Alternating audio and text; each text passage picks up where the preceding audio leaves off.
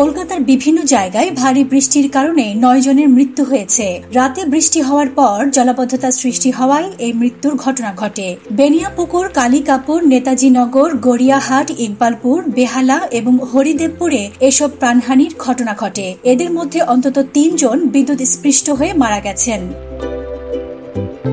জলাবদ্ধতার কারণে শহরের সড়কগুলোতে যানবাহন চলাচল কঠিন হয়ে পড়েছে এবং শহরতলির রেলওয়ে ও মেট্রো সেবা বন্ধ হয়ে গেছে। কলকাতার নিম্নাঞ্চলীয় কিছু এলাকায় পানি বাড়িঘরে ঢুকে সম্পদের ক্ষতি হয়েছে।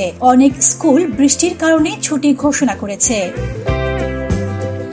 কলকাতার দক্ষিণ ও পূর্বাঞ্চলে বৃষ্টির পরিমাণ ছিল বেশি। কলকাতা পৌরসভার তথ্য মতে গড়িয়া কামদাহারিতে 332 মিলিমিটার বৃষ্টি রেকর্ড করা হয়েছে।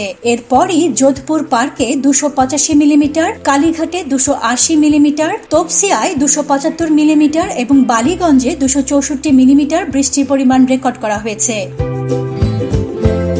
আবহাওয়া দপ্তর জানিয়েছে, বঙ্গোপসাগরে সৃষ্ট নিম্নচাপের কারণে ভারী বৃষ্টি হচ্ছে। শহরে আরো বৃষ্টি হতে পারে। এই ভারী বৃষ্টি দুর্গাপূজার আগে কলকাতাবাসীকে ব্যাপক সমস্যায় ফেলেছে।